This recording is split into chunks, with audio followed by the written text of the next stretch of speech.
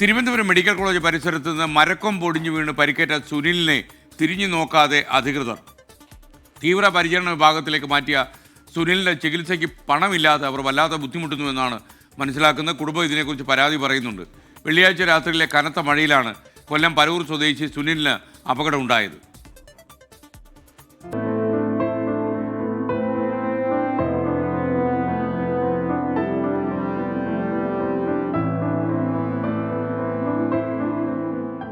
ഏഴ് വയസ്സുകാരി മകൾ ദക്ഷിണയെ ചികിത്സയ്ക്കായി SIT ആശുപത്രിയിൽ അഡ്മിറ്റാക്കിയ ശേഷം പുറത്ത് കാത്തിരിക്കുകയായിരുന്നു സുനിൽ.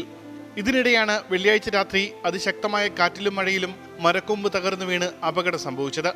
തലയ്ക്കും സ്പൈനൽ കോഡിനും ഗുരുതരമായി പരുക്കുണ്ട്. മെഡിക്കൽ കോളേജിൽ ന്യൂറോ ICUയിൽ ചികിത്സയിലാണ് സുനിൽ. ചികിത്സാ ചെലവ് പോലും കണ്ടെത്താനാകാതെ ബുദ്ധിമുട്ടിലാണ് സുനിലിന്റെ കുടുംബം. സ്പൈനൽ കോഡിനാണ് പ്രശ്നം വന്നേക്കുന്നത്.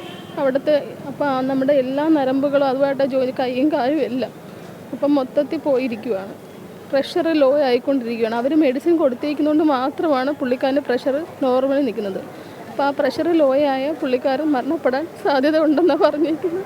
ഞങ്ങൾക്ക് ആരുമില്ല, പിന്നെ എന്തു ചെയ്യാൻ? ഈ ഒരു അവസ്ഥ ഇവിടെ നിന്ന് വന്നതാണ്.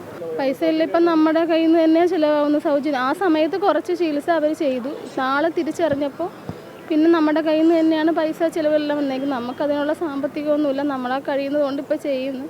ഇതുവരെ സർക്കാർ അധികൃതരാരും കുടുംബത്തെ തിരിഞ്ഞു നോക്കിയിട്ടില്ല എന്നും ഇവർ പറയുന്നു. മഴ നനയാതെ കയറി നിന്ന സ്ഥലത്തുനിന്ന് സെക്യൂരിറ്റി ജീവനക്കാർ സുനിലിനെ ഇറക്കി വിട്ടതിനാലാണ് മരക്കൊമ്പ് തലയിൽ വീഴാൻ കാരണമെന്നും പരാതിയുണ്ട്. ഇപ്പം ഡോക്ടർ പറഞ്ഞിരിക്കുന്നതും എപ്പം സർജറി ചെയ്യുമെന്നോ, സർജറി ചെയ്താൽ അത് റിക്കവറി ആകുമെന്നോ ഒന്നും പറയാൻ പറ്റത്തില്ലെന്നാണ് പറഞ്ഞിരിക്കുന്നത്. മഴ ഉള്ളത് അവിടെ നിന്നപ്പോഴത്തേക്കാണ് സെക്യൂരിറ്റി അവിടെ നിന്ന് വടിച്ച് പറഞ്ഞ് വിട്ടില്ലായിരുന്നെങ്കിൽ ആ പെരുമഴയും കൂടെ ആയിരുന്നു. അവരൊന്ന് കണ്ണടച്ച് അവിടെ നിർത്തിയിരുന്നെങ്കിൽ ആ കുഞ്ഞ് ഇറങ്ങി പോകില്ലായിരുന്നു. ആ സമയത്ത് ഇറങ്ങിപ്പോയതിൻ്റെ പേരിലല്ലേ നടന്നു പോയ വഴിക്കാണ് ഇവിടെ വെച്ച് SIT ഹോസ്പിറ്റലിൻ്റെ ഫ്രണ്ടിൽ വെച്ചാണ് ഈ ചില്ല ഒടിഞ്ഞു സംഭവിക്കുന്നത്. മകളുടെ ചികിത്സയ്ക്ക് തന്നെ പണം കണ്ടെത്താൻ ബുദ്ധിമുട്ടുമ്പോഴായിരുന്നു അപ്രതീക്ഷിതമായി സുനിലും അപകടത്തിൽപ്പെട്ടത്.